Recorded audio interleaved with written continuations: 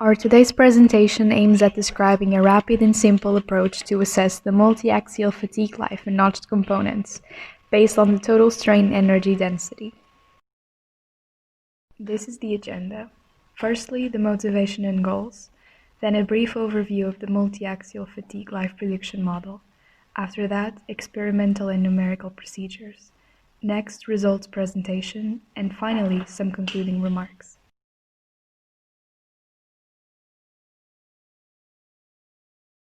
Advanced engineering components, due to the combination of geometric discontinuities and complex loading, are prone to fatigue failure. Thus, the development of durable and reliable products requires not only full understanding of the entire fatigue process at the critical regions, but also accurate fatigue life prediction models. Under multiaxial loading histories, fatigue design is a very challenging problem. Briefly, multiaxial fatigue models can be organized into stress-based, strain-based, and energy-based approaches. Regarding the notch effect, it is generally accounted for using the theory of critical distances, the strain energy density concept, or fracture mechanics. The most sophisticated models require extensive experimental programs and complex computational simulations, which can make the process too expensive and time-consuming in most cases. Our proposal aims to solve these drawbacks. We propose a simpler approach based on the total strain energy density concept that allows a rapid fatigue life evaluation from a limited number of tests, more specifically, 2 tests.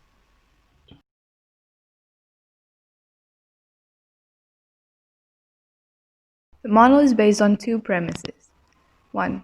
Smooth and notched samples accumulate the same damage and have the same lives if the stress-strain histories at the initiation sites are identical. And 2. Fatigue failure occurs when the total strain energy density at the initiation site reaches a critical value. The modus operandi consists of 2 main steps.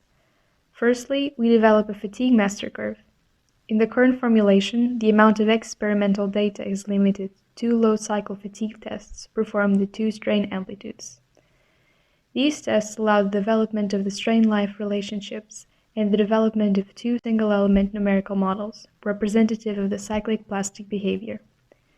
By combining the experimental data and the numerical models, we define a fatigue master curve relating the total strain energy density with the number of cycles to failure.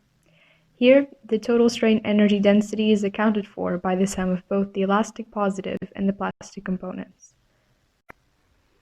The second stage deals with the multiaxial fatigue life assessment of the notched components.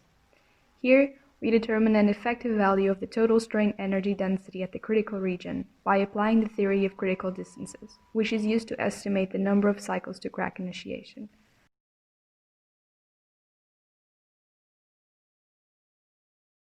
In order to test the model, some experimental work is needed. We have conducted monotonic tensile tests, resonant tests to evaluate the elastic constants, and low-cycle fatigue tests to determine the cyclic plastic behavior. The material selected was the 34 chromium nickel molybdenum 6 high-strength steel. After that, we have performed multiaxial fatigue tests under different loading scenarios using cylindrical specimens with U-shaped notches. The loading scenarios comprised of 2 bending torsion ratios, more specifically B equal to 2T and B equal to T, and 3 orientations of the bending moment with respect to the notch root, namely 0 degrees, 45 degrees, and 90 degrees. For each case, at least 3 stress levels were considered. The tests were conducted under pulsating loading conditions.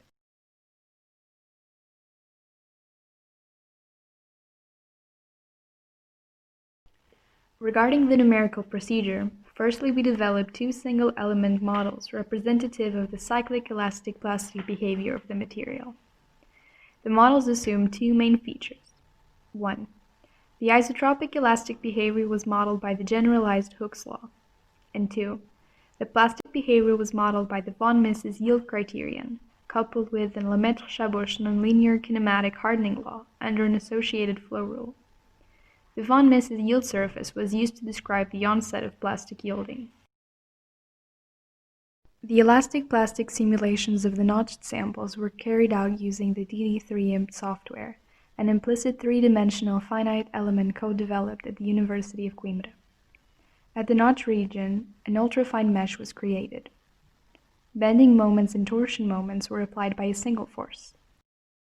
BT ratios were defined by changing the length of the prismatic portion. The loading orientation was defined by rotating the prismatic portion with respect to the y-axis.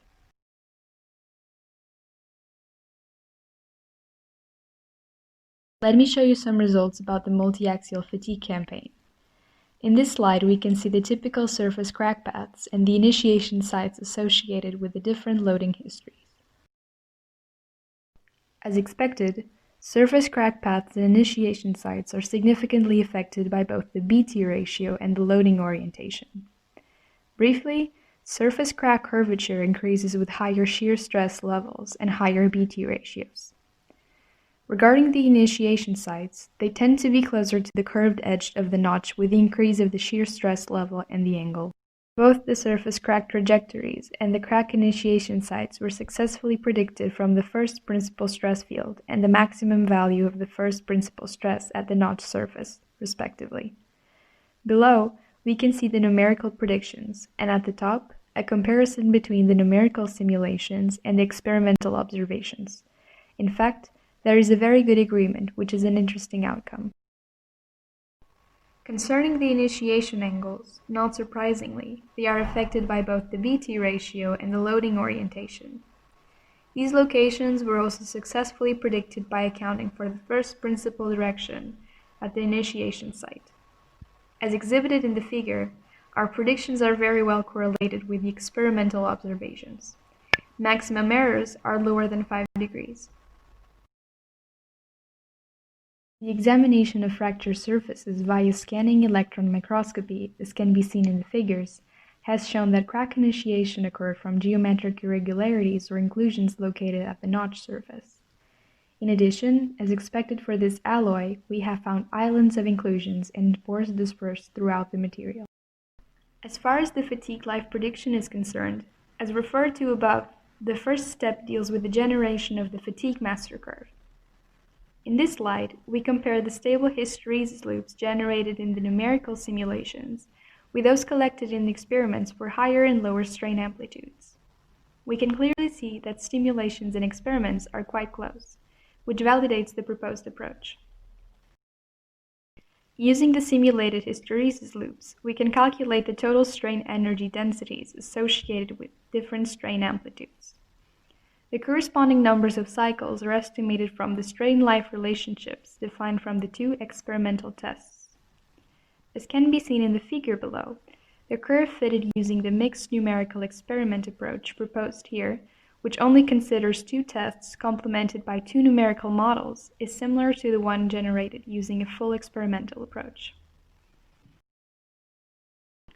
The last step addresses the calculation of the total strain energy density at the notch root. The total strain energy density under multiaxial loading was calculated via the Alain's formulation using the elastic plastic numerical simulations. The typical energy distributions are plotted in the figure. Regardless of the loading scenario, the maximum values are close to the surface, and then the functions tend to asymptotic values. The effective energy was accounted for by applying the line method of the TCD. Finally, by inserting the effective energy into the fatigue master curve, we can estimate the fatigue crack initiation lifetime. Repeating the procedure for all cases, we can assess the predictability capabilities of our model. As can be seen in the figure, there is a very good agreement between the predicted lives and those determined experimentally, regardless of the BT ratio and loading orientation, which is an interesting outcome.